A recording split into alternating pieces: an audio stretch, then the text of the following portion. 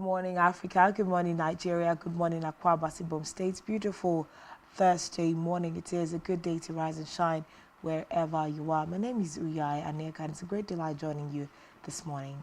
And I am Francis Oyimaide. Glad to have you join us. Of course, on Rise and Shine, we'll always encourage you to join the conversations across our social media platform and through the phone numbers displayed on your screen. We'll also encourage you to be part of our online community, like, share, and encourage your friends to also join the community. Of course, you can find it all at spectrumtvlive.ng, and that will lead you to all of our social media platforms. Of course, this is Rise and Shine. It's Thursday, and it's about Nigeria, Africa, and the world as a global village and the things happening from around the world. Of course, on the rundown of some of the things that we have on Rise and Shine this morning. Big news this morning. The NLC-TUC have suspended their strike as a result of the meeting they held with the federal government yesterday. Of course, details will come up shortly. We also see the fact that Saudi Arabia Embassy has addressed the issue of the cancelled visas for the 260-plus Nigerians that were embarrassed upon arrival. We also see the fact that with regards to the Joajero Imo State government reefs, there has been a call for a meeting between the Imo State elders and Joajero. We also see here there is a weather forecast. Some poor visibility alerts sent out by NIMET for 7 northern states. We also see the fact that the NGE has lauded the Akwa Ibom State government for its performance so far. Looking at how poverty and hunger should come to an end in Nigeria, Vice President Kashim Shettima has listed education, skills development as the panacea to make that possible. Something else we have this morning, of course, the Editors Guild of Nigeria are having their conference here in Uyo, Akwa Ibom State. And in that conference, we see the President, Bola Ahmed Tinubu, and the Governor, Pastor Omoyena, urging that the media, stay on the line of factual reportage and developmental news. Of course, big news for Sanwo-Olu this morning from Lagos State. The court has confirmed his election as valid, of course, the appeal court. These are some of the stories that we'll have for you coming up shortly on Rise and Shine. Stay with us.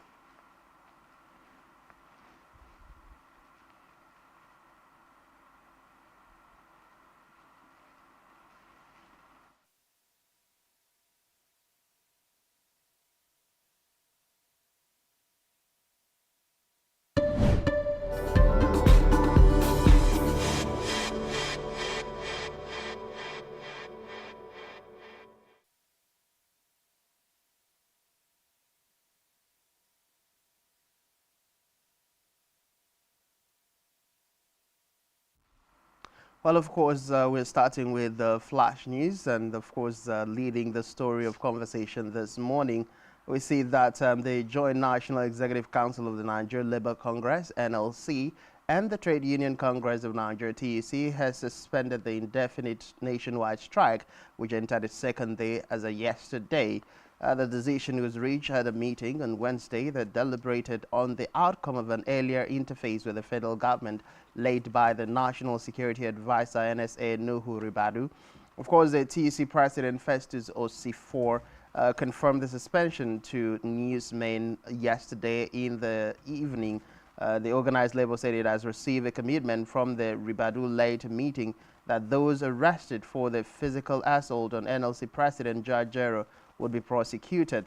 The NSA promised to bring both parties back to the table to iron out all issues in dispute, tendering an unreserved apology on behalf of the federal government for the brutalization Joajero and other members of the Congress received. Of course, the meeting, which was held at the office of the NLSA with the TUC President Festus Osifor, the NLC General Secretary Emmanuel Obuaja, the Minister of Labor and Employment Simon Lalong, among others, in attendance. At the end of the meeting, which was held behind closed doors, we see that both Minister and the TUC President said they had a robust conversations on the issue. Now, this is the conversation we were just having as yesterday. It raises a whole lot of questions. First, the priority of one man, Joe Ajero. Yes, we know that brutalizing Joe Ajero or inflicting any harm on his person as a result of his activities or engagement while, canvassing for or advocating for or fighting for the right of Nigerian workers is definitely something that is highly condemnable across board. But of course, Nigerians had hoped that the NLC-TUC nationwide strike will be sustained enough to get the likelihood of actions and implementation as far as the MOU signed between the federal government and the labor union is concerned, and thus be able to bring some level of, relief to Nigerians as far as the post-subsidy era is concerned. Words on the streets, Nigerians are a bit disappointed. It seems like, again, the NLC-TUC's movement was all about the personal interest or the interests of a few as against the interests of all Nigerians. It's always one of the biggest questions that has popped up, continually since the Bola Ahmed Tinubu administration came into power, and all that Joe Ajero has done in recent times. Nigerians have continued to ask: is the NLC really representing the mass labor in Nigeria, or is it just for a select few? Let's not also forget that in the course of this 2-day strike that has just been called off, we saw the likes of Oshimolo, rather, Oshimole. I beg your pardon. Adams Oshimole, yes. We've seen him, condemn the action by the NLC-TUC, and quite a number of people called out the fact that this was a personal issue. Why carry it out on a national, at a national level? But some of the reasons you have stated out as to why the strike has been called off is. One would say it's quite strong, because at the end of the day, Francis, why did it take a 2-day strike for the federal government to come out and apologize and call the Imo State government to order? Why, we are now just hearing that, oh, the perpetrators of the acts have been, arrested. Imagine that Joe Ajero swept this under the carpet, Nigerians swept this under the carpet. On the one hand, no one would hear the proceedings that we've had. Like I kept saying right from the very beginning, let's, find out how much Nigeria has lost in the 2 days that, workers have downed their tools. We had key sectors in the country, partially agreed to the strike action that had, gone on for the last 48 hours. So we're also looking, but it leaves a lot of questions. On the one hand, one would say that it has achieved, an objective, but that is just one objective. Remember that Joe Ajero's manhandling was one, but the other issue was the fact that, the federal government has not responded. They've not acted upon most of the things that was on the memorandum of understanding that they signed, on the first week of October now, that gave them a 30-day window. The federal government had not sorted that out, and that was part of the reasons why this nationwide strike had gone. But now that they have gotten a response and some form of respite for the Joe Ajero, manhandling, how is it very convenient for the NLC-TUC, the down tools, upon another promise that there is going to be a meeting held to make sure that parties involved in all of the promises earlier made to Nigerians will be, accomplished. It just goes to show that at this point, will Nigerians continue to take the NLC-TUC serious when they come up again with strike actions? Would we also say that that is part of the reasons why we saw partial compliance with this particular strike action nationwide? Well, the partial compliance was felt on the first day of the strike, the nationwide action.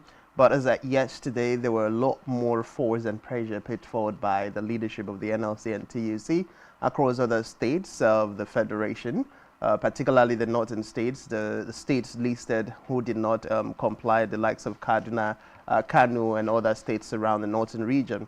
Of course, those compliance were strictly enforced by the leadership of the NLC and TUC, and it was a lot more stricter than the first day, of course.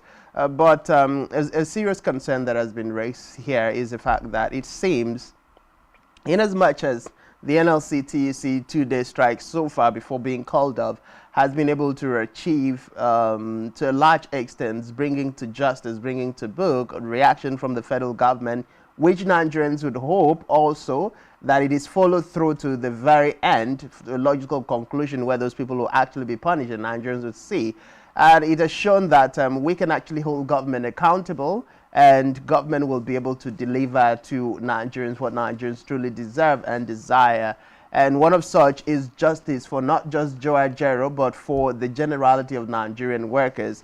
Because if Joe Ajero's brutalization or the impasse that happened between Joe Ajero, the NLC, and Imo State was not holistically addressed, or is not holistically addressed, and the perpetrators brought to book, it will serve as an example, as a reference point for others to continue to perpetrate such acts of injustice and brutalization on people who are seeking justice for labor workers or for workers across the states of the Federation. So one, it's a good thing that this has been done. It has gone a way to achieve that feat. But moving away from achieving the feat comes down to the issue, the concerns of Nigerians. How long is it going to take before the NLC and TUC come back to tell Nigerians we are embarking on another strike? Now you're agreeing to a term of reverence, renegotiation, looking back to the things that has been achieved by the federal government and those that are yet to be achieved by the federal government. What guarantee is there that after this, dealing with the people who were found culpable in the Imo State crisis, we are going to see the federal government still remain committed? Because it literally looks like once the federal government, takes actions, the NLC TUC caves in. Remember, as at yesterday, both National Assembly waded into the issue. The Senate President Godswill Akpabio and the leadership of the Senate waded in and asked the NLC TUC to down their tolls. Of course, we also saw the Speaker of the House, Tajuddin Abbas, and his team of legislators also wading in, even though there were conversations and serious debates as to whether to back the NLC or to back the federal government or to remain neutral, which of course majority opted for neutrality on the part of the National Assembly members. So regardless of what has happened, Nigerians would expect that Joe Ajero's case being sorted out, the other issues of critical importance, of more collective good, should also be sorted out in record time for us to be able to see that the NLC, TUC, the labor unions are working in the interest of the generality of Nigerians. Otherwise, the faith Nigerian had, on the NLC, TUC will consistently dwindle, and the more it dwindles, the more or the less power the NLC is going to have in gaining the support when organizing, further industrial action. These are the things that we must look at. The attitude of our institutions towards, Nigerians. Where does the power, the collective power of the people stand when we take some of these decisions? We need to know that at the end of the day, policies, reforms, movements are to better the lot of Nigerians. So if we keep being haphazard with it, it will keep up, keep on showing off also in the responses of Nigerians to some of these initiatives. INEC is an example of an institution that, has toyed around with the trust of Nigerians. And like we saw in the off-cycle elections that just finished, the turnout for the elections was also really low. Whether we like to acknowledge that in the mainstream media or not, the enthusiasm that we saw people, come out with, the February 25 election is not the same kind that we saw in the off-cycle election, because, it's just a matter of, oh, yes, no matter what we do, INEC is going to do whatever the so please. Now, let's not also forget NLC, TUC have been accused of politicizing their movement. Now, if this is also a body language that is being denoted from the NLC, well, very soon they might just be leading a pack of elites themselves, just lead themselves, do whatever the so please, because at the end of the day, Nigerians want to know, is this cause for the generality of all Nigerians? But we'll move away to our very next flash story this morning. is without recourse. We remember the fact that just earlier on this week, we saw the fact that Nigerians who traveled with the Air Peace carrier to Saudi Arabia for the lesser Hajj, upon arrival, 264 of them were denied visas into the nation. And upon that, about 177 of them were repatriated back to the country. The federal government had promised that there was going to be an investigation into, what the cause of these was.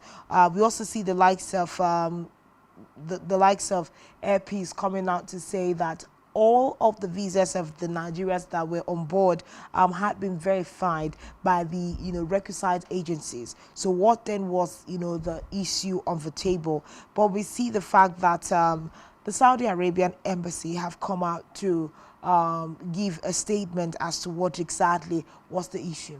Well, the Saudi Arabian authority says the Nigerians who were affected, submitted wrong information. And I'm laughing at the news and the information. So the Saudi Arabian government and authorities are telling us that their representative in Nigeria are unprofessional, are illiterate, who could not, verify between authentic documents or valid documents or the documents that should be submitted before a passenger is screened and allowed on board to leave Nigeria to Saudi Arabia.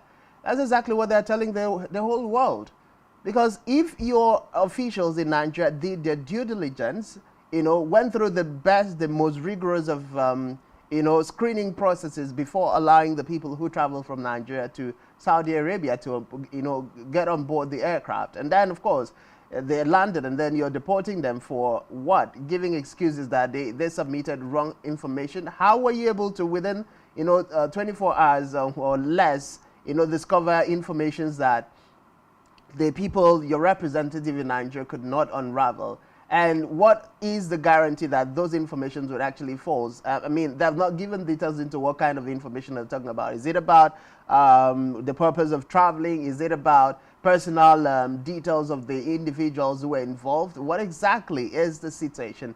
I think this is still another way of trying to cover up, political moves by the Saudi Arabian authorities. And I do hope, Nigerians do hope, that the federal government of President Ahmed Bola Tinubu, the aviation minister, Kayamo, and other related government agencies will drastically, look into these concerns, because we cannot continue to have foreign nationals. We cannot continue to have people treating Nigerians as if we're lesser beings.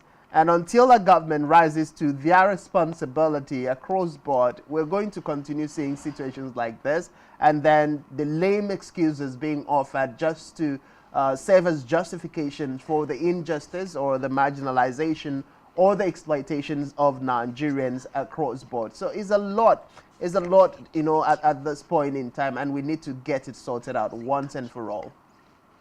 It's very important that the federal government takes on some of the things you're talking about this morning. It is how the citizens are represented to the rest of the world that people will take us. But we see, of course, like we've said this morning, upon the visa cancellation, the Saudi Arabia government says affected Nigerians actually did submit wrong information. Is this strong enough for us to take? Do we think that this is viable enough as an explanation? Upon the investigation that the federal government and the aviation sector, the Foreign Affairs Ministry have promised to embark on with regards to this particular issue that happened on Tuesday, what exactly is going to be the findings of the Nigerian government upon their investigation? Is it going to be different from what the Saudi Arabian embassy is given as explanation? But then, like, Francis rightly said, you can't put together all of the people in the Nigerian aviation sector, all of the people in the Air Peace carrier, verification list. You're also putting our customs, our airport clearance and all of those, our customs. You're questioning an entire aviation system in the country to say that these informations were not verified, properly verified. These persons that were traveling for the Hajj, is it the very first time that all of them are traveling to have provided wrong information? What is the database that the Saudi Arabia used to cross-check the viability of these identities? So there's just a lot of questions. And like you said, is it just one of those moments that, oh, let a statement be given and let something be provided as, you know, what we call it, a soother for the situation? But this is absolutely not in, you know, really acceptable life for most Nigerians. Of course, we know that most people who were repatriated back to the country have really expressed their embarrassment and how sad they were over the situation. And I mean, how does this affect you know, even the religious tourism that was going to happen, you know, for which these participants were moving? But that's it right there from the Saudi Arabian government. Remember that up until now, they are not given or any statement as to what exactly was the issue. But of course, we see, moving on from that particular story this morning, that looking into the NLC Imo State rift with Joe Ajero. There's a move for a meeting to be held with Imo State elder statesman, the governor Joe Ajero, to meet over you know, the issue that happened, you know, almost 2 weeks now, that had caused that the strike that has just been lifted this morning was affected. Now, upon this strike, we have seen a lot of moves from the federal government, now from the Imo State elder statesman. Hope Uzodinma had come out to give one, you know, baseline apology and one baseline explanation. After saying one thing with one mouth, to still use the other side of the mouth, I mean, to blame the NLC. But now that we see that there's going to be a meeting between all of the parties involved in this particular route, what kinds of expectations should we have out of this? To a very large extent, you know, when Nigerians say you will continue to do what you want to do, at the end of the day, it's just an apology you want to tender. Well, it's a very funny country that we're living in. It literally seems like until the federal government, until the powers that be get choked, it seems like they're going to get choked. When Nigerians find a way to affect what directly, you know, concerns them, yeah, that is when we get to see the right actions being taken. And you wouldn't blame them. I think it's about time for Nigerians to take very serious comments coming from the likes of Femi Falana, that we are the reason why politicians and, you know, our leaders act the way they do. We are the reasons why they behave the way they behave. We are the reason why things are going the way that it is going in Nigeria, because we have failed to utilize the powers that are in our hands.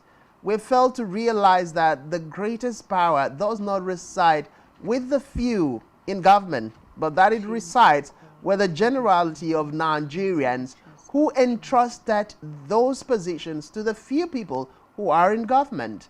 Now, until we get to that realization and then connect and collectively unite for every purpose that is in the overall best interest of all Nigerians, without recourse to party sentiments, ethnic sentiments, religious sentiments, or whatever other sentiments has been whipped up over time to keep us divided. And of course, as the proverbial saying, you know, divided we fall, united we stand. So until Nigerians get to leave that proverb, then we will continue to have government officials behaving as if they are gods or demigods and can do as they please at the whims and caprices. And of course, as Nigerians will continue to suffer under the brunt of it. What the Imo State elders are doing now, what the government of Imo State is doing now under Hope Uzodinma, is what should have happened immediately yeah, after that incident happened. What the federal government is doing is window dressing, but it should have happened long before, you know, this time. If it was sincere, if it was genuine, if there was that, you know, commitment on the part of the present administration led by President Ahmed Bola Tinubu to address concern that has to do with the well-being of Nigerians, not as an afterthought when things have already been, you know, when things have already gone out of control. It didn't have to take 2 days of strike by the NLC TUC for these issues to be addressed. It didn't have to take shutting down of, you know, activities in the country for these to have happened. And then, of course, let's take, for instance, we were told the strikes is indefinite. ASU had joined, and let's imagine some students travel home already. What is going to happen?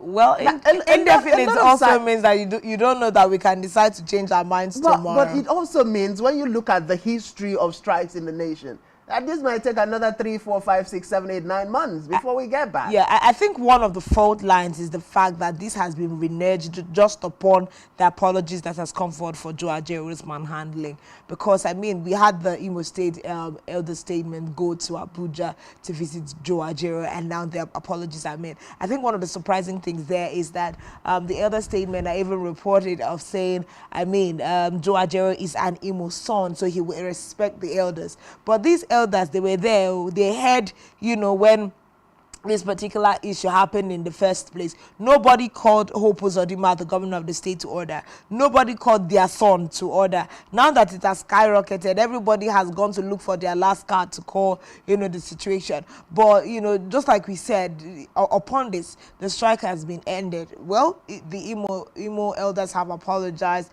Hopefully, Hope Uzodimma's apology has entered the heart of Joe Ajaro.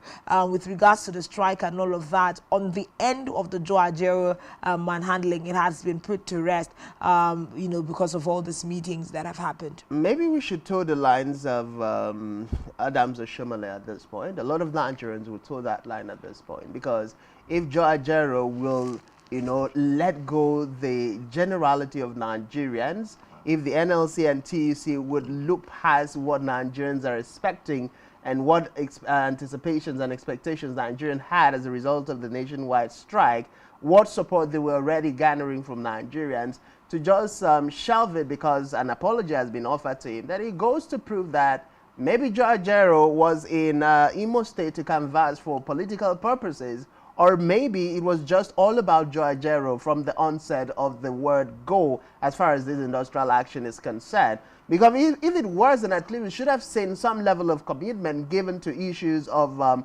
national interest. And if the Imo people know, I mean, Joe Ajaro, yes, Imo, Hope Uzodimma, the governor of the state, both of them from the same region. Of course, it took the activities of two persons from one region to hold the nation to ransom. And it is a statement or a comment that is not working or will not work well in future for the collective purpose of the NLC and TUC. So it's about time for the leaders of the organized labor to understand that the fight should not be about personal interest, shouldn't be about personal sentiment, shouldn't be about personal ego, but about the welfare of Nigerians, the welfare of Nigerian workers, the welfare of Nigeria as an entity. And of course, some of the comments coming out from the federal government was that this was not in the best interest of democracy, neither was it in the best interest of Nigeria's economy as far as this movement is concerned. So if anything, Joe Ajaro is further confirming what the federal government had said, and trust me, Nigerians will not take it, you know, easy on him when the next, you know, line of industrial action comes forward. But this is where we'll take a pause on our flash news and head on to our major stories.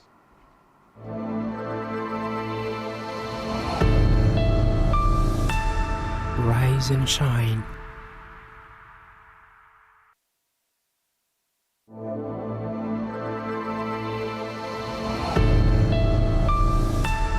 Rise and shine.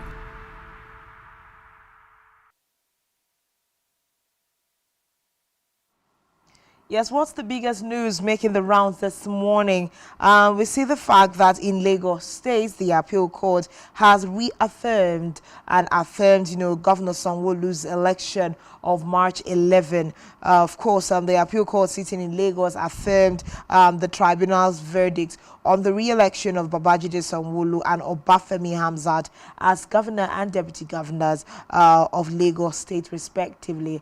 We also see the fact that the judgment was delivered by a three-man panel led by Justice Yagata Nimpa, Justice Samuel Bola, and Justice Paul Bassi, yesterday being Wednesday. Of course, it was unanimously dismissed, the appeal of the People's Democratic Party and its candidate in the March 18, 2023 governorship election, Aziz Adediran, for lack of merit. We also see the fact that the the suit filed by the Labour Party and its candidate Gbadebo Rhodes Viva was also dismissed. Of course, he was challenging the re-election of Sanwo-Olu and his deputy. As it stands, Sanwo-Olu has been given the mandate to go again for another 4 years, as the appeal court has upheld the very first line of tribunal judgment that was delivered. There was also a reservation in the judgment of the Labour Party and its governorship candidate, as well as that of the PDP, challenging the March 18 polls. Of course, we see the fact that there's still some, questions back and forth. The lawyer representing the Labour Party, Olagbade Benson, asked the court to allow the appeal, set aside the decision of the tribunal, and grant the relief sought. Of course, there were certain interpretations requested by the lawyers of the Labour Party, and looking at qualifications and other constitutional implication. But it is what it is. Like Nigerians would say, this is where the appeal court is standing. They have said that although 21, there were suits filed on 21 grounds to appeal and challenge the decision of the state governorship tribunal. Well, the appeal court has upheld Sanwo-Olu's re-election. So I think, from all of us nationwide, it should be a congratulations for Sanwo-Olu at this point. Why would we be congratulating Sanwo-Olu? Looking at some of the activities happening in Lagos State since May 29 upon their swearing in, and the difficulty with regards to subsidy removal, we see that Sanwo-Olu also has made some steps. One can cushion it as some right steps. I mean, the CNG buses, I think Lagos State is the one person that is, really speaking about that. And I think this is a verdict that will be fair if Lagosians were the ones to tell us. How well would you say that in the last couple of months after being elected, that Sanwo-Olu is doing well, and, he's well deserving of the appeal court, verdict at this time. But from where we stand, I believe that this looks like a good one for Lagos State. Well, it all depends on the sides of the coin that you're looking at. Exactly. But I would like to hear from Lagosian this morning. How has it been for you since Sanwo-Olu took over again Is this after good his news? re-election? Has it been good news? But I remember just after he was sworn in as the governor of Lagos State, after the controversies and issues of electoral violence in Lagos, the MC Olomo saga, the war festival in broad daylight during election, and a lot of the things that happen in Lagos State. Voter intimidation, voter apathy, the segregation against non-indigenous and even Lagosians who were not of the party that had to be the favored party at the moment. Of course, shortly after that, we also saw Sanwo-Olu just during the electioneering period. I mean, eating shopping with the average Lagosians, going into people's shop, having handshakes and photo shots and all of that. And then shortly after his, re-election and swearing in, I saw a video, the disturbing video, where some persons were trying to, approach Sanwo-Olu while he was getting into a public facility, and we saw the reaction of the security personnel. And the Lagosians, of course, took to social media. These are the same security details who were with him. Begging him to shake us. Exactly, as at then. And now they are the ones, pushing and brutalizing people who are trying to gain access to the governor. How swift the change, the transition from when he was campaigning to when he, after he was elected and sworn in as the governor. But that's just an aside. Many would say that is protocol. And in the words of our own very own governor, protocol, everything you want to do this, they tell you, oh, Your Excellency, there's a protocol. You want to go to this place, Your Excellency, there's a protocol. And you're like, must we have protocols for everything? How then will you be able to reach the same people that elected you? Well, that's Pastor Governor Omoeno's perspective with all of that. But, just speaking about those kinds of things, remember that when it's time for campaigns, a lot of things are optics. There is a narrative that we sat down to analyze after the elections. And we found out that to a very large extent, campaigns are run on propaganda. Because, I mean, this party just come create a story, put it out there for you to run with. And the whole country was running helter-skelter. Because if we look into certain quarters, some of the propaganda that was run for a certain party in this country, we have not heard a single of any of such activities again since they were given, some responsibilities. Have you seen all of those things, speeches that trended, every propaganda that at the end of the day still sold their candidate? Well, so they found drama to put in there. Well, you that's can imagine. that's like the latest that Nigerians are asking. We have to be sincere. Nigerians are very observant, and most people observing the person of President Ahmed Bola Tinubu are always asking, where is the person of the campaign? Are we looking at a completely different Ahmed Bola Tinubu from the one who was campaigning for election? The shaky Ahmed Bola Tinubu who always seemed to have some people behind him. More like the soul shaky. Support, the support system. Like it literally looked like, even when he was in Lagos State, I remember seeing, Nigerians would recall seeing the video footages and pictures of, like 3 heavily well-built men standing behind him and beside him, just, waging in just to make sure that he doesn't fall. And then you see the president walking around as if he's literally walking and striding around and gliding around like there is no man's business. And he doesn't care. He's not concerned about anything. So it seems like it's all about, putting on what will get people to talk. Dangerous and propaganda. As they say, no publicity is bad publicity. One way or the other, they are getting their candidates into the minds of the people. Every single person in this country was talking about all those things. You get to the motor parks, you get to everywhere. It was the conversation. So they found a way to sell their candidate. And the skid makers made it even more better. It Right. became like the most trendy. I still have some of those videos. And everybody wants to know who said this, why did they say it? Because I think it reminds me about a conversation we've had earlier this week when someone was saying that nobody understudies manifestos of political parties. Nobody, understudies the manifestos of these candidates that come. I mean, they just sell you 1 or 2 propagandas. Either they put a Buhari in a nice pair of suit and sell him to you or something.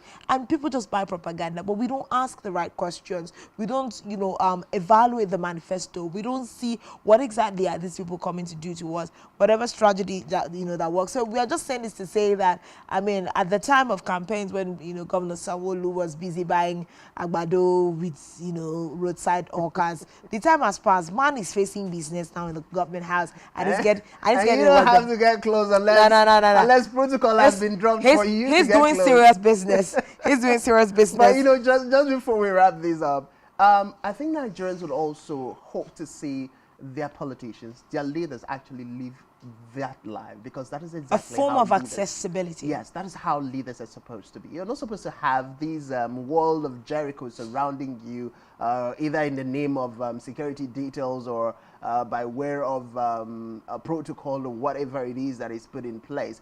You're supposed to be accessible to a large extent, and in as much as concerns about security is also questioned, but we are yet to see a leader who is serving the people that can be attacked while in the midst of the people. In fact, the people will make themselves human shield if there is an enemy or an intruder attempting to harm you, because they know if anything happens to you, then they are dispersed, or something more terrible is going to happen to them. So if we get to see Nigerian leaders being accessible a lot more, some situations that happen, I mean, seeing a gubernatorial candidate, sitting down and eating with the average Nigerians, carrying off the wash hand basin for, the average person. Even our politicians are funny. They go to extra. The extra miles are not even worth it because we know. But how Nigerians still buy it upon knowing is a funny one. But let's move away from that. Serious warning being sent out here by NIMED. We see the general manager of public relations of NIMED sending out a warning. Of course, Yusuf Ibrahim. He says there are 7 states likely to be affected with poor visibility for 24 hours, and the highlighted states are Katsina, Kano, Yobe, especially Nguru and Potiskum. We also have Jigawa, Bauchi, Gombe, and Borno. Bauchi State has also Meduguri has also been highlighted. So they are saying that there is a weather haze that is going to be coming, and poor visibility is going to be on the rise for maybe 24 hours, and NIMET is sending out a warning. Of course, the Nigerian Meteorological Agency is alerting the public on the possibility of approaching thick dust haze that can lead to deterioration of horizontal visibility within the next 24 hours. So we're looking at, today, tomorrow, that window. Now, of course, there are certain things that they expect that, people do to stay safe at this particular time. Due to strong winds, the dust in suspension is expected to propagate to some states in the northern part of the country. So, of course, people living in Katsina, in Kano, in Yobe, in Jigawa, and Bauchi, in Gombe, and Borno, and Meduguri are expected to stay safe and be alert at this time. I mean, if you really don't have to be somewhere, maybe you can just stay put until the haze reduces. And a special warning has been given to those that have respiratory issues and those who are susceptible to asthma to be cautious of the present weather situations. Well, of course, it's always a step in the right direction, even issuing these advisories. But one thing I'd always say is one thing for NIMET to issue the advisories is another thing for Nigerians to heed the advisories that has been given, particularly people who have been highlighted as those that are prone to the risks of the natural occurrences. Of course, when you talk about visibility, you're talking about the possibility of the roads not being, drivers not being able to see long distances, and the need for you to be a lot more cautious when you're driving. You're also talking about the health hazards and the need for you to be proactive, in getting the relevant medicines or medication that you would need in the incident or the event of an emergency, happening to you. I do hope the Nigerians take very serious, particularly our brothers and sisters in the north, this warning coming from NIMET, and take this advisory and then take the necessary proactive measures to help safeguard their lives and, of course, those of their family, friends, and loved ones. But, of course, NIMET has been doing a wonderful job, issuing warnings and guiding us to avoid some of the natural disasters. When you say that, it now sounds like NIMET is a warning organization. Like, well, it sounds like they're there to raise alarm. Basically, their job is to monitor and give that early warnings, yeah, and give those advisory. I mean, if they don't, you definitely will wake up in the midst of a storm and you question and you yourself. know exactly what's happening. I mean, that is why in certain climes you'd always hear, oh, hurricane, this is coming in the next 2 months, in the next 3 months. We have to relocate, evacuate, and all of those, preparations being made ahead of time. So it's definitely a good job that NIMET is doing. Kudos to them. But moving on to our next story this morning, we see that the Nigerian Guild of Editors have commended Governor Pastor Umoino on his rights agenda, and of course they have said the move by the governor is going to guarantee the well-being of Akwa Ibomites, and of course they praise his investment in education, agriculture, healthcare, and other key areas that have been highlighted by the blueprint of this administration, talking about the rights agenda. Said the agenda is already beginning to yield positive fruits for the Akwa Ibom people. I think this is one thing that Akwa Ibomites will have to debate with the Nigerian Guild of Editors. But one thing is certain, the governor, while speaking at the conference organized in Uyo, Akwa Ibom State by the Nigerian Guild of Editors that took place at the Ibom High Kono Hotel, took time to sell the agenda of his administration and the investment he's doing. I mean, the governor is very proud of the remodeling primary school at Wellington Basiwe, which he said is a model that will be spread across the different, local government areas in the state. Of course, he's also talked about the 10 dialysis centers that is going to be built across the 10 federal constituencies, among other things. The Shanghai farm replica that is being set up, and the need for the one local government, one project initiative of his administration, among other things that he has spoken about.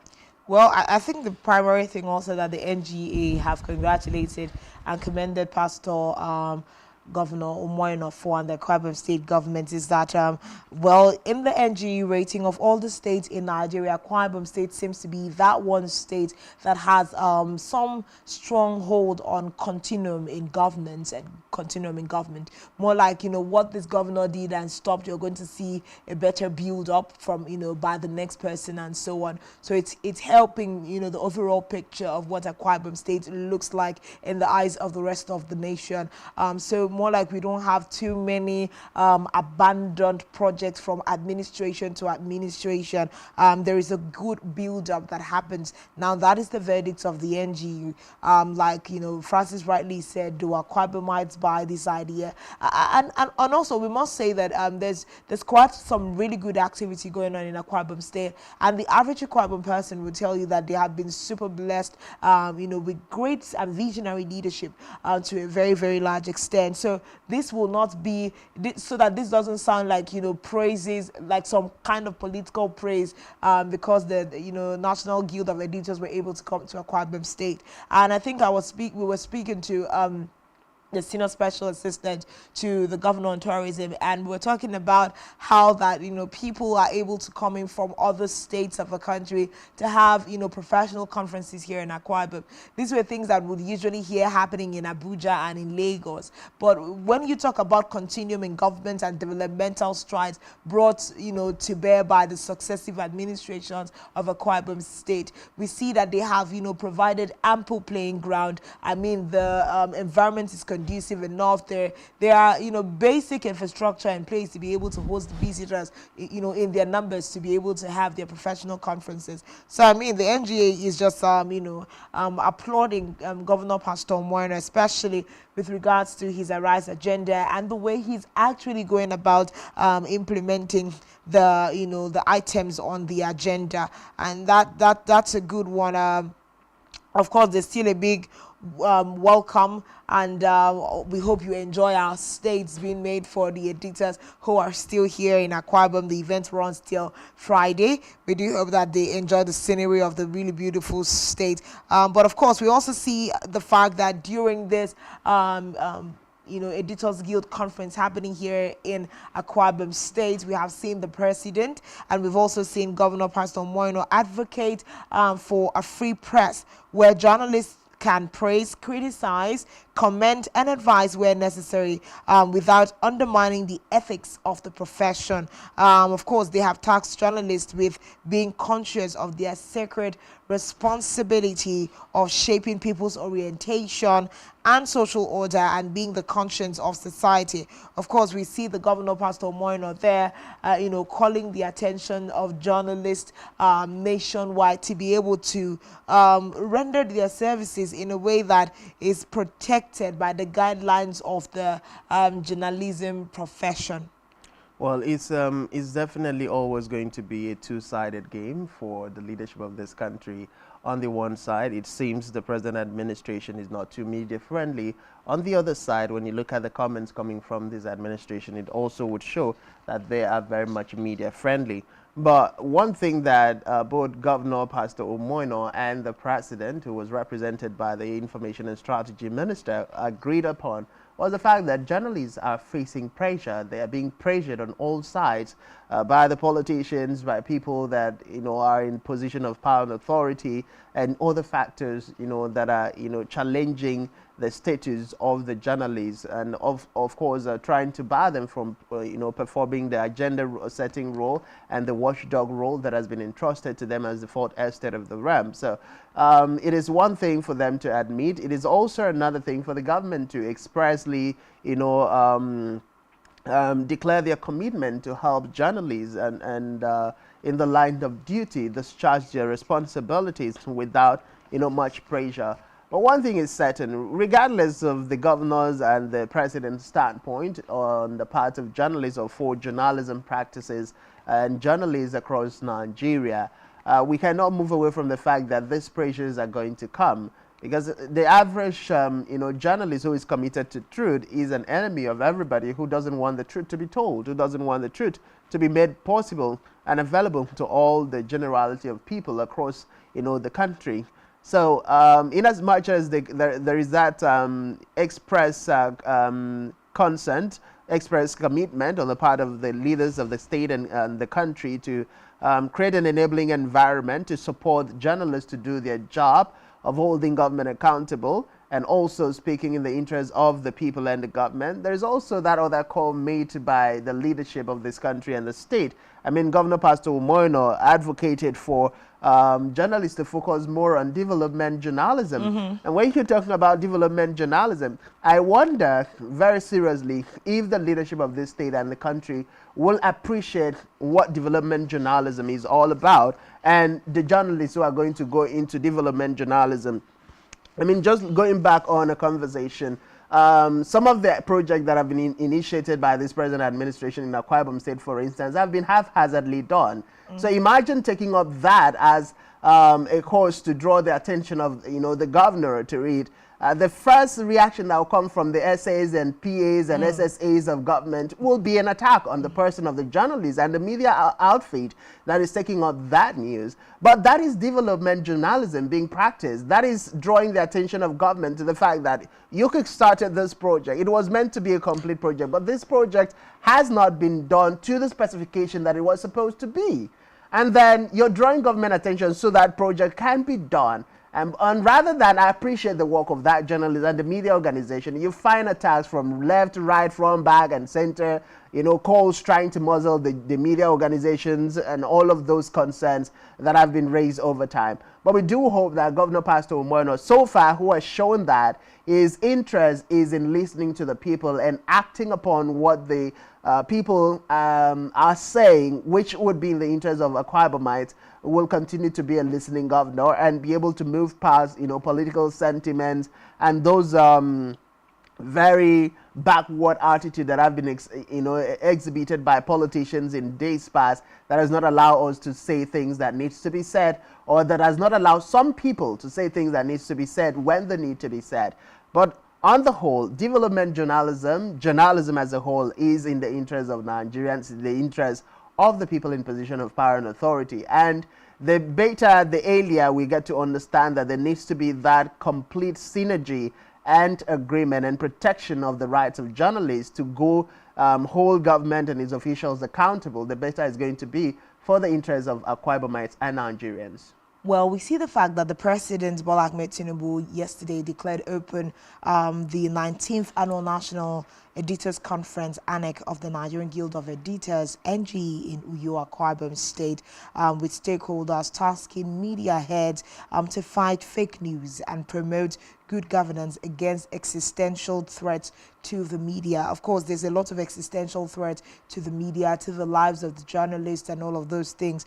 We also see of course, quite a number of editors here in Uyo, Akwa Ibom State, looking at the theme stimulating economic growth, technological advancements, the role of the media. Of course, they're going to be brainstorming and rubbing their minds on important and topical issues, discuss them and propose recommendations for a way forward for the state government, federal government, and the journalism profession, as it were.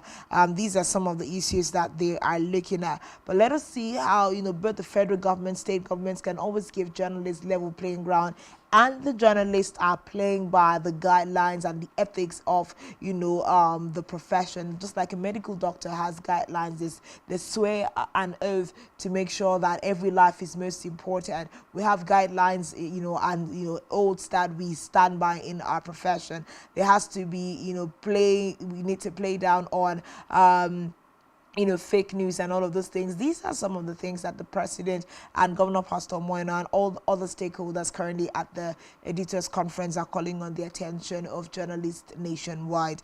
But that's the much we can take on our stories this morning. We'll just take a quick break. Join Mary Joseph on the News Brief Desk.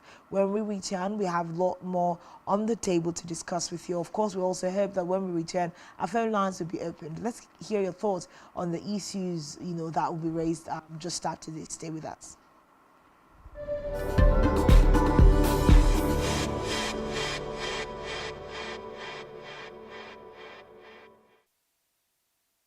For premium broadcasts and entertainment, sports on the go, and news from the world, watch Spectrum TV on StarTimes DTH Channel 421 and free-to-air frequency 12733. Visit our website, spectrumtvlive.ng. Spectrum TV, broadening your horizon.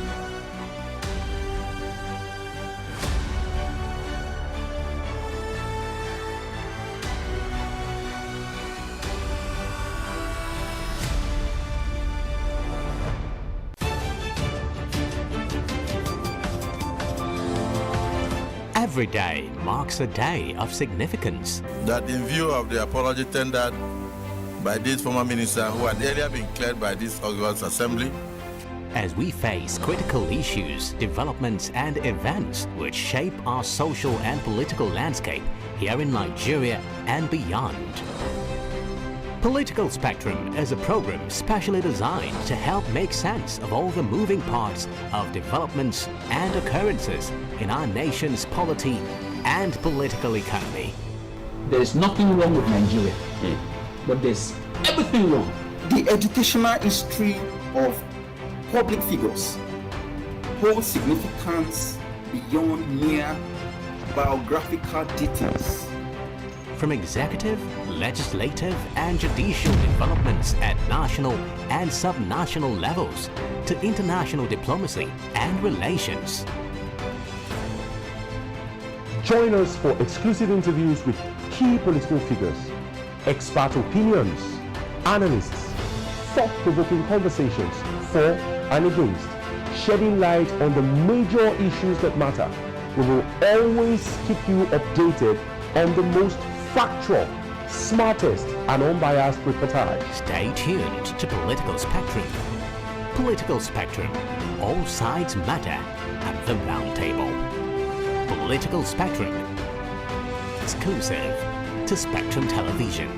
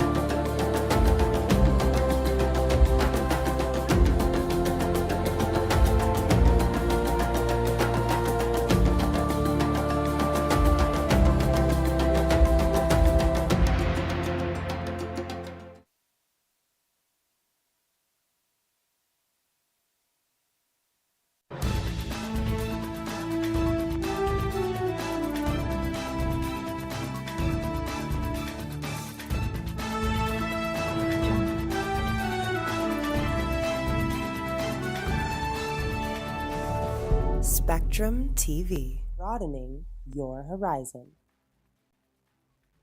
The Nigerian police, which is the only one allowed by grossly abused.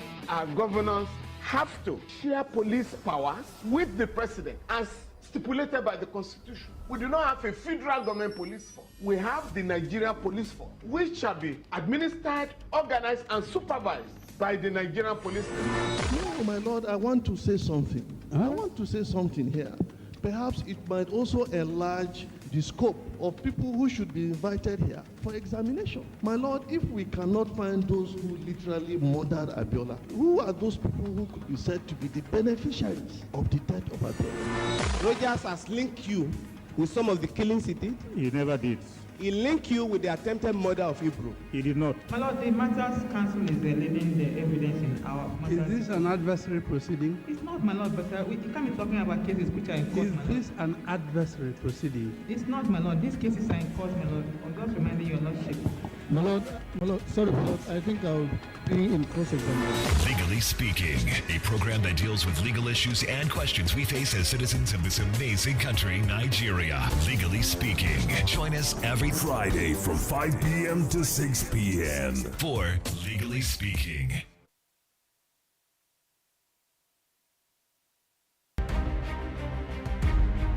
As of state and government, Secretary General, delegates. Voting for SpectrumTv to recover 45 seats in county.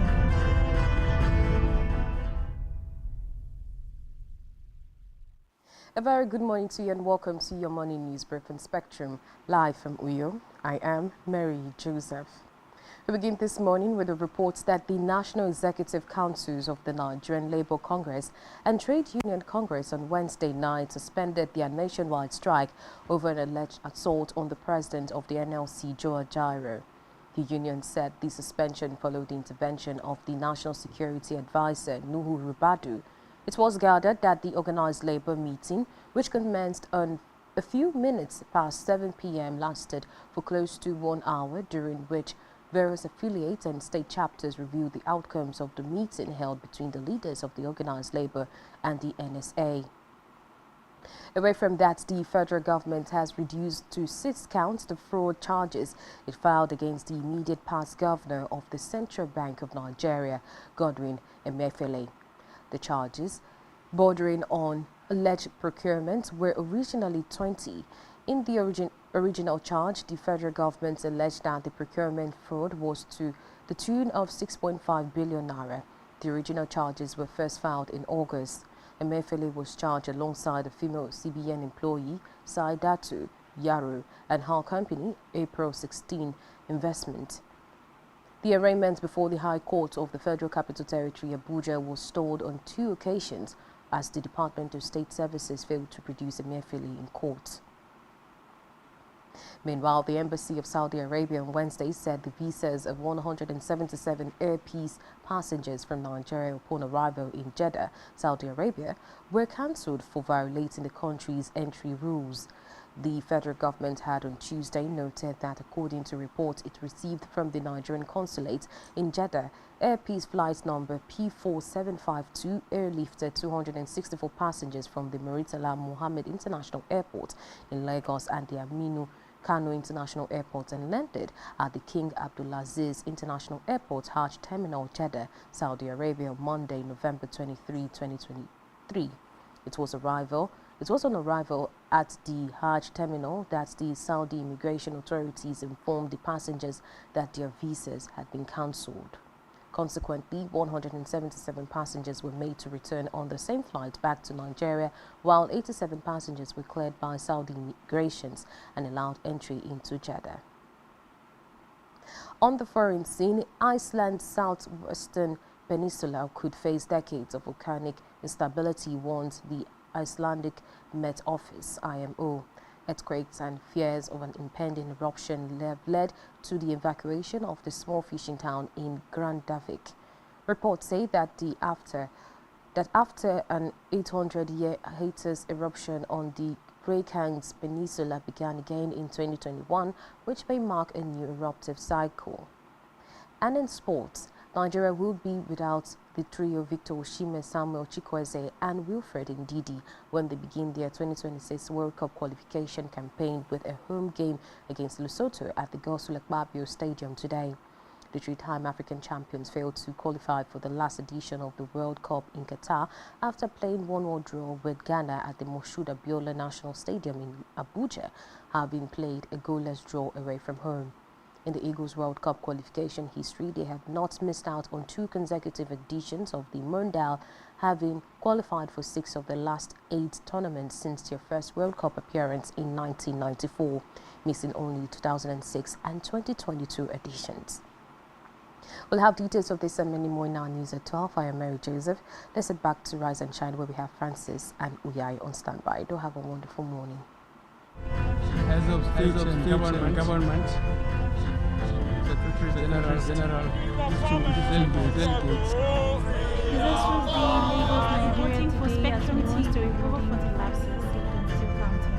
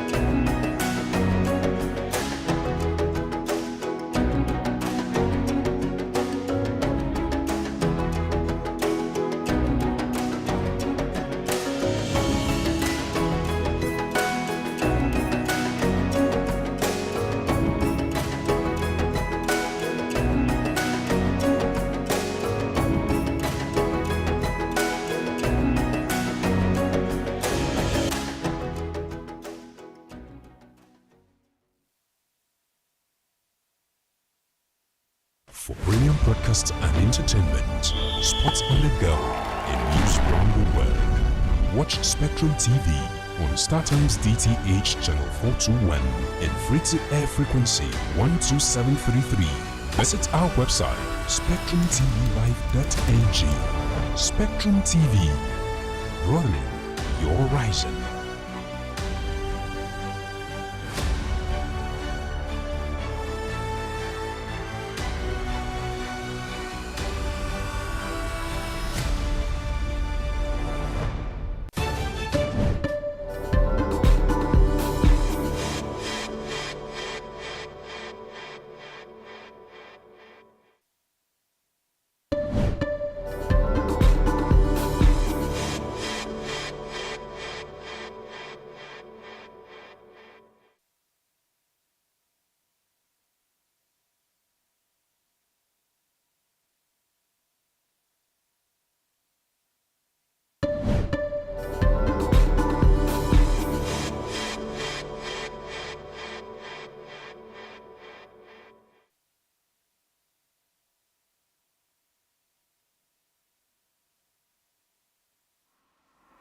For us, glad to welcome you back. It's still Rise and Shine, and we're beaming live from Uyo, the very beautiful city of Akwa Ibom State. This morning on Talking Nigeria, Africa and the World, we started off with the industrial action that has been suspended by the organized labor after the meeting with the leadership of the federal government, renegotiating the terms of force. An apology issued to Jajero for the brutality that was meted against him, while in Imo State, we also see a move by the Imo State leaders and stakeholders and the governor who was at him moving forward for a meeting to resolve the impasse that happened. Of course, we're also talking about the fact that Saudi Arabia has sorted out its differences, or should we rather say has issued a statement in reaction to the Nigerians who were deported back from Saudi Arabia earlier on in the week. And of course, they've said it was as a result of their inability to submit the right information during the filing process. And it raises a whole lot of questions. Are we saying the Saudi Arabian personnel and staff in Nigeria do not know their job or did not do due diligence while screening the Nigerians on board the Air Peace flight that took Nigerians to Saudi Arabia? Of course, we also talk about the fact that the Lagos State Governor Sanwo-Olu has been given the green light again by the court, of course, upholding his election as the governor of Lagos State. The appeal court this time around upholding his election. We see that NIMET has issued a warning to 7 northern states as far as visibility is concerned.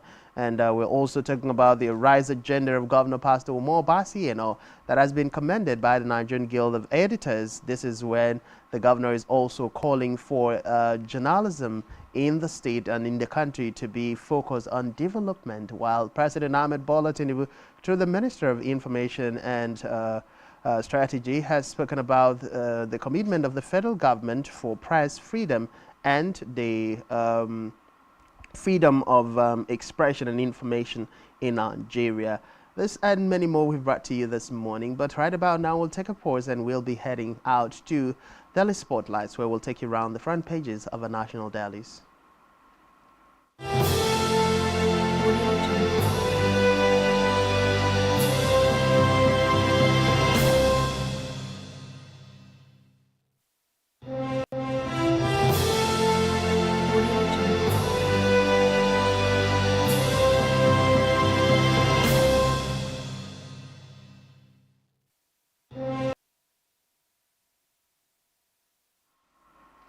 Thanks for still being there. Daily Spotlight, bringing you information from the front pages of our national dailies.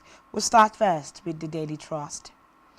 Big story there. 2 children killed as fire razes 1,113 houses at Borno IDP camp. Sad enough that they're already in an IDP camp, and then fire races and kills 2 children. Very, very sad story there on the front page of the Daily Trust. We also see here inflation hit 27.3% as cost of food others rise. After grounding FCT and state for 2 days, Labour suspends strike. We also see here Israel wants to turn Gaza unlivable city, says Palestinian envoy. Why we deported Nigerian passengers, Saudi authorities. Nigeria loses 1.3 trillion naira on waivers and concessions, says Customs. Senate wants Port Harcourt Maiduguri rail upgraded to standard gauge. Last story on the front page of the Daily Trust, minority leadership, PDP senators settle for North Central. That's all we have on the front page of the Daily Trust. Well, our next up this morning would be the front page of the Nation newspaper. On the front page of the Nation, the kicker there says, reforms comes with pains, but inevitable, says federal government. Of course, the writer there says there will be transparency in budgeting, expenditure, precedent, job creation a priority. Story is on page 26 of the Nation newspaper. Forza Labour calls off strike after talks with NSA ministers. Suspect in assault on Ajero arrested. The story is on page 31 of the Nation newspaper. Still on the front page of the Nation. Senate moves to create Federal Data Bank. Former Finance Minister Onalukpo Soloye dies at 90. Those stories are on page 28 and page 6 respectively. Page 7 has government efforts okay to halt soaring inflation. Rate rises to 27.33%. Stories on page 7. Those are the major stories you find on the front page of the Nation this morning. Moving away from the Nation newspaper, our very next stop is going to be the Punch newspaper this morning, and the big story there says Labour suspends strike, OPS stakeholders tackle NLC TUC. We also see here that strike over Ajero assaults abuse of power, says LCCI. Maritime sector loses 20 billion naira. These are the things I was particularly talking about, Francis. So in 2 days, it is alleged that the maritime sector has lost 20 billion naira. You make that much money and we're borrowing that much also. Who is doing this in Nigeria? Okay, so the very next rider there says Labour threatens to resume strike, insists on demand, says suspension temporary. This is the exact back and forth that we don't understand. Well, I'm sure that our guest who's on standby, Victor Anilajo, will have a lot to say about that this morning. And we also see here Lagos, Kogi, Rivers lead as inflation hits 27.33%. 177 deported Nigerians violated Saudi Arabia visa rules, says embassy. Federal government reduces charges against Emefiele, strike stalls arraignment. We also see here LP welcomes Atiku's merger proposal. NMPP gives condition. This is a good story. We are going to look into it. And we also have here Navy arrest 4 stowaways aboard Dubai vessel. Last story, LASG dislodges arrest street traders in Oshodi. Others. That's all we have on the front page of the Punch. Our last paper this morning will be the Nigerian Tribune. On the front page of Nigerian Tribune, the kicker there says, after meeting with NSA, Labour suspends strike. Federal government regrets attack on NLC president, says investigation in progress, arrest made. Of course, we also see on the front page of the Nigerian Tribune, ex-finance minister Onalukpo Soloye dies at 90. Appeal court confirms Sanwo-Olu's re-election. Page 3 has the story why 177 Nigerian passengers' visas were cancelled. Saudi embassy. Page 16 has the story. Still on the front page of the Nigerian Tribune, we see inflation rate jumps to 27.33% as food cost rises by 31.52%. The story is on page 6. New Rivers CP orders arrest of notorious cultists, 2 Baba, other criminals. Oh, the story is on page 25. A cultist answering 2 Baba. What an irony. Well, of course, still on the front page of the Nigerian Tribune, we see $6 billion partnership with AFCTA to transform trade across Africa. That's according to UBA. Page 7 has a story. Minority leader PDP senators settle for North Central. Page 29 has the story. Those are the major stories you find on the front page of the Nigerian Tribune. And of course, that takes us to the end of our daily spotlights. A lot of stories begging for attention this morning. No, quite a number of stories. They're just like screaming our names this morning. But Victor Anilajo is on standby to join us this morning to have some really strong conversation. And it's good that these kinds of things are coming up because some parties, that he's, really, touched in the heart about, they are the front burner. Good morning, Victor Anilaju. Good to have you on Rise and Shine this morning. Good morning. Thank you for having me. Yes. I'm so happy. We must say, of course, Victor Anilaju is the founder of EPA himself, a former presidential candidate in the 2023 cycle of election. But we want to, greatly celebrate you. Of course, yesterday was Victor Anilaju's birthday. So from Spectrum Television and all of us in the country, we say a very big happy birthday to you.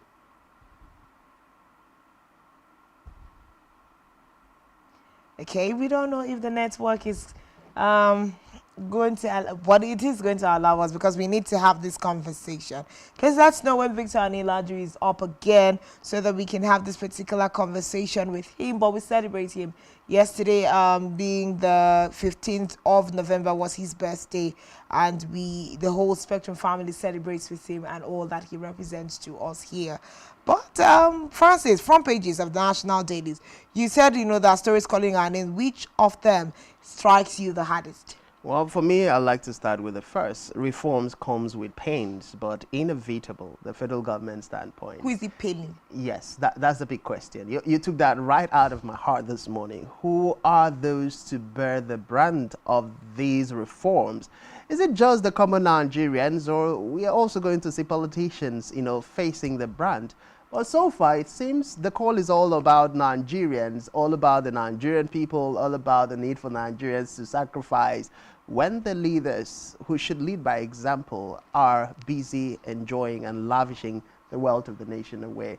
I mean, we're still talking about the fact that Nigerians have not yet recovered from the statement made by the president that, he made an empty treasury. And yet, we bought hundreds of millions of SUVs, billions of naira spent on SUV for National Assembly members, and a lot of other things that are frivolous at this point, and Nigerians are yet to not to grab and wrap their minds around, some of the things that have found their way into the budget. I mean, the yacht, the purchase of the yacht, whose 5 billion naira was redirected to the educational loan scheme to make it 10 billion naira, is still a mystery. Yes, the National Assembly said they're going to look into the matter, they're going to probe. Where is that probe going to lead Nigeria to? Will we see anything happening as a result of that? Already Nigerians are accusing the Tajuddin Abbas-led House of Reps and the Godwin Akpabio's led Senate to be rubber-stamped, just following the whims and caprices of the executive. How true that is only time that will prove Nigerians right, or will prove whether or not the Senate President Godwin Akpabio and his 10 Senate members and Tajuddin Abbas and the House of Reps will be, or are working in the interest of the Nigerian people, and will work in the interest of Nigerians, and will hold accountable the executive and ensure the oversight functions of checks and balances in government establishment. I mean, just within the course of the week, we're talking about the fact that accountability is a major problem as far as MDAs are concerned. I mean, how do you spend allocations meant for ministries, departments, and agencies? And when it's time for accounting, it becomes, some big problem that people cannot come before the National Assembly and account for what is done. I mean, these are just simple record-keeping procedures that must be done in government quarters. If people were running their personal businesses, they will keep record for every amount they spend. So how is it that we're finding it difficult to provide records of expenditure of the public's fund? Well, I think that is why the federal government is promising you that going forward in their own administration, that there is going to be transparency in budgeting, there is going to be transparency in expenditure. They've done 6 months plus. Let us see, so far so good. Can we peg them as being a transparent government? Can we peg them to be a, to be judicious spenders of, the public, treasury of Nigeria that they say that they met empty? it's just a lot to be worried about in this country, but we'll still we'll hope against hope. I remember that at the advent of this administration, someone that we had on one of our shows, Barrister Clifford Thomas, had said at this point what Nigerians just need to do is hope against hope. However it is, we are going to be stay as a strong nation. But still talking about big stories on the front pages of our national dailies. Of course, Victor Nilaji will be joining us. Just some network hitch that we hope we overcome and very shortly. We also see the fact this is particularly troubling for me, Francis. Fire raising the 1,113 houses in Borno IDP camp. Now, if you look at the picture story there, you'll find out that most of the houses in that IDP camp are mud houses. So probably might have been fire that got on a thatch and then began to spread from one thatch house to the very next. Big question. So we have the likes of the Ministry of Humanitarian Affairs and all other agencies that are involved with helping people that have been in crisis. Monies are sent by the federal government. Monies are sent by donor agencies. IDP camps. Why do we have IDP camps that are laden with mud houses? Well, I think only the federal government, the Ministry of Disaster Management and Social Development are going to be able to answer those questions. It is expected, but I think the valid excuses, or some of the excuses we might be even hearing from the ministry, would be that these are temporary, residential areas that are made just to help the displaced persons to hold on for a while. But be that as it may, it also means a lot of attention and care should have been taken. But of course, we have Victor back with us. Victor, glad to welcome you back. Sorry about the network glitch. He still looks frozen to me. Okay. Thank you. Thank you. Good to have you join us. We were celebrating your birthday with Nigerians this morning. We told the world yesterday was your birthday, and we said a very happy birthday to you. Thank you so much. It was on the 9th of November. 9th of November. Okay. I hope you had a splendid birthday. I seem to have just seen it yesterday. Okay, so Victor Nilaji, there's a lot for us to talk about this morning. A lot is happening in Nigeria, but let's start from the very top. NLC strike has been suspended by NLC TUC. Initially, when the strike came on board, it was more about the manhandling of Joe Ajero in Imo State, and then they pushed some other factors in. The fact that things that were signed on the MOU by the federal government had not been delivered to Nigerians or the labor union. But just yesterday, after the meeting with the federal government, the strike has been suspended because apologies have been tendered to Joe Ajero. Imo elders came to Abuja, visited him, apologized. Federal government even gave a statement and all of those things. Why was this strike action necessary in the first place? Some of the biggest questions that have been asked is, did the labor union use the agency, the platform, as a tool for self-aggrandizement?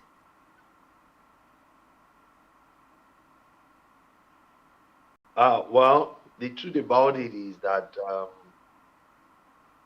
the labor union currently are in a dilemma.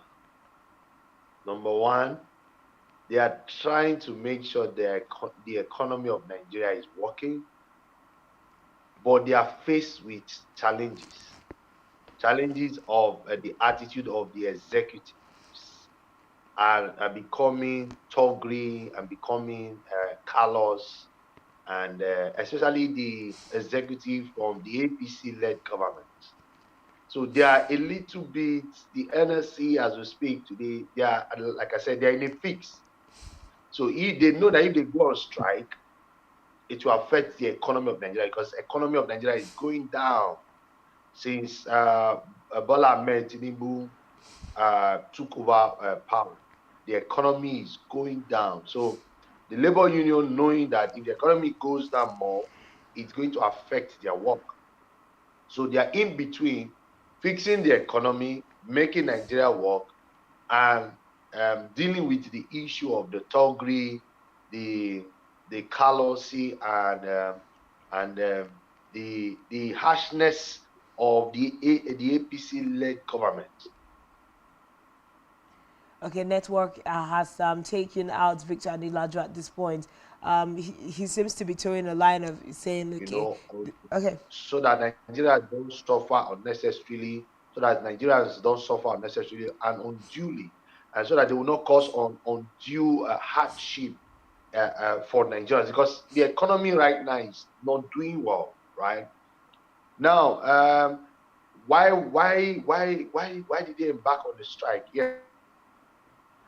Yes, they have justifiable reason why they should go on strike. You cannot like trash. You cannot treat them like babies. In fact, if we even say the way it is, the labor union are even doing more for us as a group than even the executives. Executives are looters. They don't work. Even the House of Assembly members, they don't. What work are they doing? Is the labor union that keep this country going, right? So I kudos to the labor union for calling off the strike and going back to work and making sure that Nigeria as economy will start working. Because it's like you cannot beat a child because of the offense of the parents, right? I think that's what the labor union they're trying to do. And in the same vein, they're still trying to make sure that the executives, the politicians, do the needful. But I think I applaud the labor union for calling off the strike so that the economy, Nigeria economy right now needs to be revamped, need to grow. There is so much inflation going on right now. People are suffering, and we don't want any strike now that we increase the suffering of the people, right? But going forward, there are better ways that we can handle these politicians. I think that's what we have to start looking at. How can we handle them? When you say that there are better ways, when you say that there are better ways to handle these politicians that we have in Nigeria, we would really like for you to postulate some of those ways, because it looks like the labor unions are at a loss, you know, as to what to do. And most Nigerians are also troubled. It's like every time the NLC-TUC wants to get on a strike and, you know, the federal government calls them into a meeting on that morning, next thing we hear that the strike is suspended. I also want to be clear, are you saying that, you know, this particular strike action that was taken by the NLC, which looked like it was majorly to fight against manhandling of Joe Ajero, was okay to have been carried out? Because, I mean, the strike has been called off just after the apologies have been tendered. Do you say that that was a good move made by the NLC-TUC, as opposed to striking because of all the myriad of issues that we are facing as workers in the country? Well, a strike is a strike. Whether it was purposely because of the beating up of the NSC chairman, it's a warning. It's called a warning strike. It's to tell the politicians that we don't like what you guys are doing. Let's not try to be a little bit. Let's not play into the hands of this politician. It's politician that is selling this narrative of the strike because you don't have any right to beat anybody. Not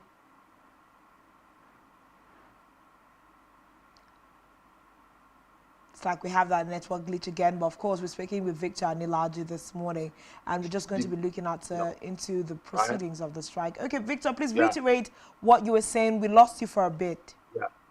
Yeah. So what I'm saying, a strike is a warning strike, right? And it was so powerful and so effective, yes, because the labor union, they were directly involved, not just because of just the chairman. Let me tell you the truth. I work with the labor union. They are very, very dogged. But they, you know, when somebody slap you on one side, if you don't react, they will slap you on the other side. If they can do that to the NSC president, that means very soon they will just be beating all their state chairman. They can even walk into your office there and pick you up and even beat you, right? So it's a strike. It's a warning strike. It was called for. If the federal government and the APC government have tendered an apology, is accepted, we are moving forward. Let me tell you the truth. The labor union did not want to strike at all, but they have to just make this politician understand enough is enough, because the economy is not working right now. and the labor, it's hitting them directly. It's not touching the politicians, because the politicians are still making money, they are still cashing out, they are still eating and looting our funds. In fact, they even like it when they don't go to work, so that they can have more opportunity to loot funds, right? But the labor union are trying to make sure that, this labor union is not just the civil servant. It entails both those who are traders, it entails those who are handy men and women, right? So we don't need a strike, but like I said, there are better ways we can handle these politicians, because right now Nigeria's biggest problem right now is the politicians under this APC-led administration. Victor, I'm sure Nigerians would want to hear what better ways we can handle our politicians. Please, let's have your word on it. How can we better handle them?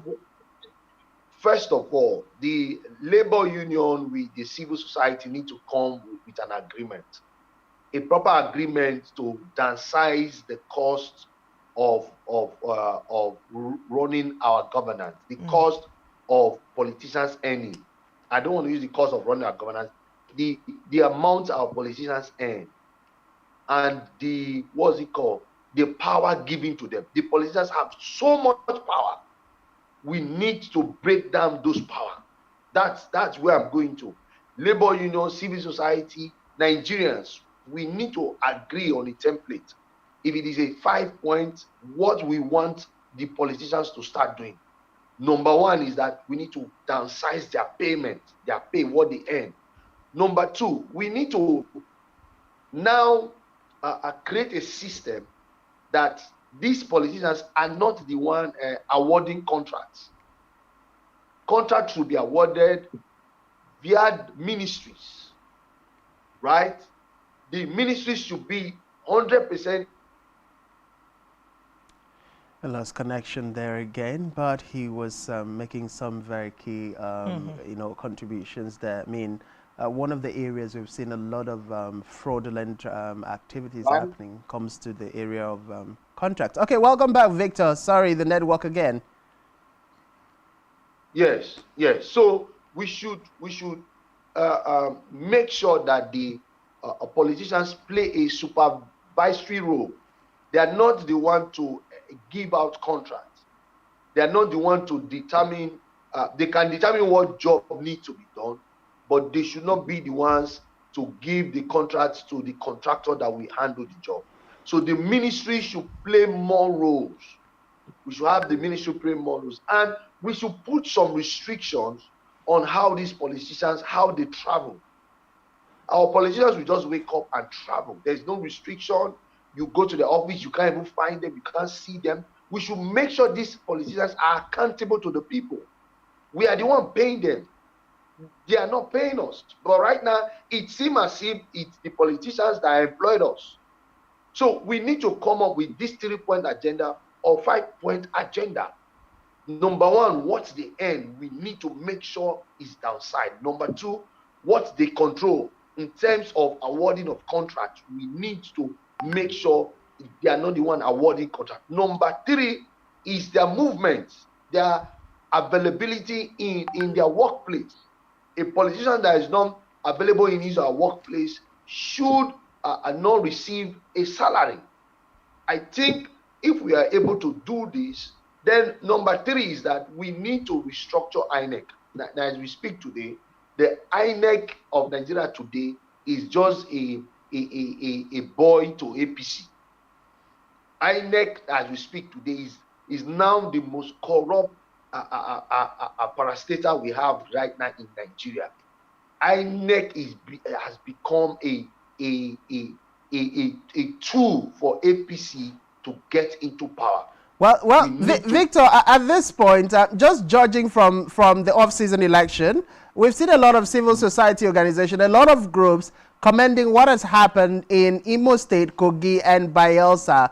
We saw even the governor of Bayelsa State commending INEC and saying this has been the best election so far conducted by the electoral umpire in Bayelsa State. So a lot of Nigerians, or some Nigerians, would beg to differ with the assumptions you're putting forth. But since we're talking about politicians, let's go to the conversation where the presidential candidate of People's Democratic Party, Atiku Abubakar, as of yesterday, called for a merger between the major opposition party in order to unseat the APC come 2027. Now today we've seen a reaction to that call for a merger by the NNPP, who are giving conditions, and the Labour Party on the other side. How, as a politician, do you see the possibility of this merger actually happening? And in the event that it happens, what would that mean for Nigeria and Nigerians come 2027?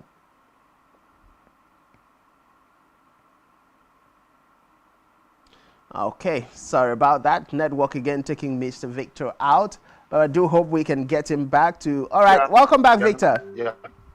Okay. So for the merger can happen. Merger can happen. But is it going to, the question we need to ask ourselves is that, of what benefit is this merger to Nigerians? That's the number one question we need to ask ourselves. Political party can sit down and decide to merge. Politicians are always looking for an opportunity to merge. Don't let anybody deceive you. Even the New Nigerian People Party, they are looking for every politician is looking for a means to merge, right? But the issue we ask ourselves, well, what benefit is this merger to Nigerians? Now, let me not tell you, it have no economical value. It have no economical value. In fact, it's the same template with APC. It's APC that is calling for this merger. They are just using PDP as a front to merge and tell Nigerians, let's move on to. Victor, that would be such a strong allegation. How would we say that the APC is pushing for this? Victor, did you hear me? I'm saying that would be such a strong allegation. How would it be the APC, which is just like the narrative now has come? Okay, let's.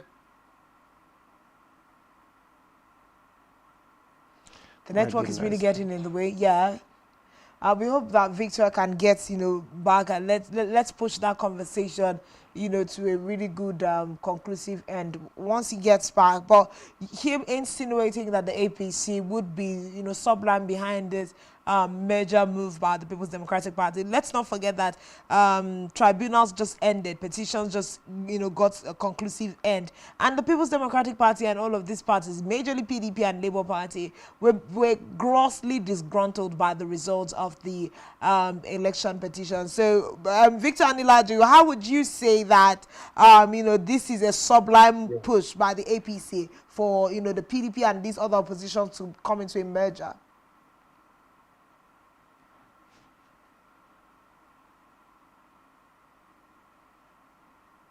I don't know if Victor can hear me this morning.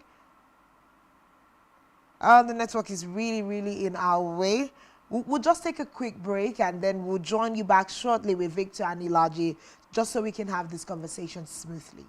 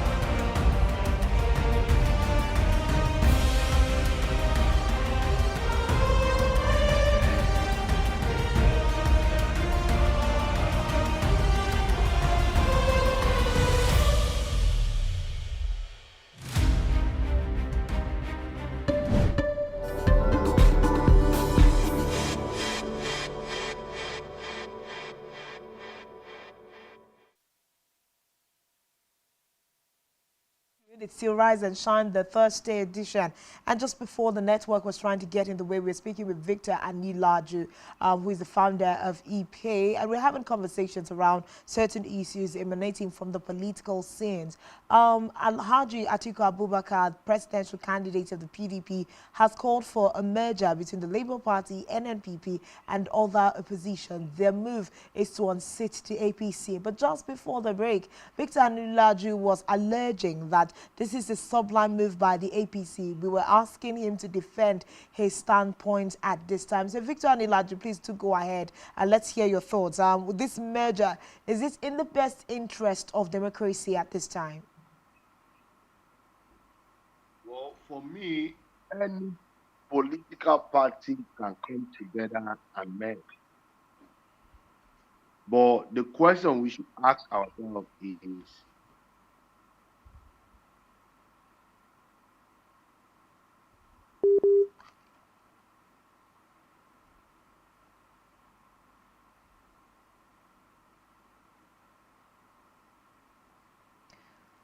Hello, Victor, are you there?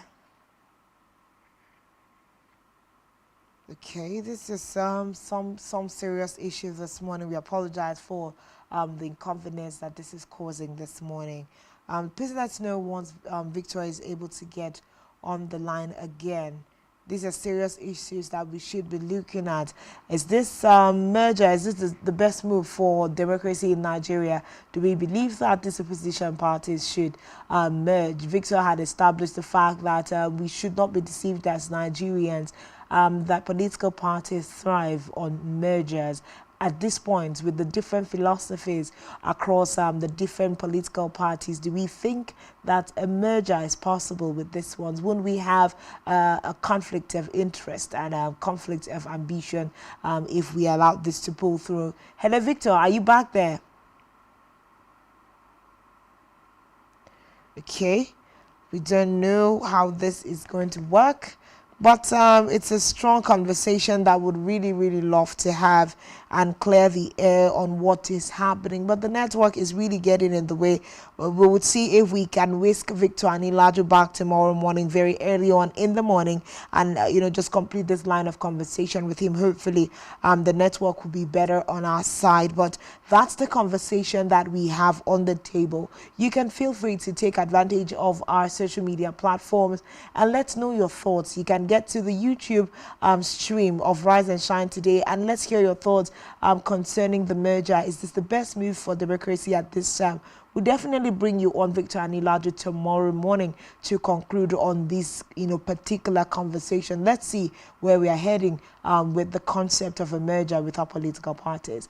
But that's definitely where we need to draw a close because of some of the hindrances we are having this morning. It's been a good ride on Rise and Shine this Thursday morning. Apologize for all of the inconveniences, but it's been a good ride nonetheless.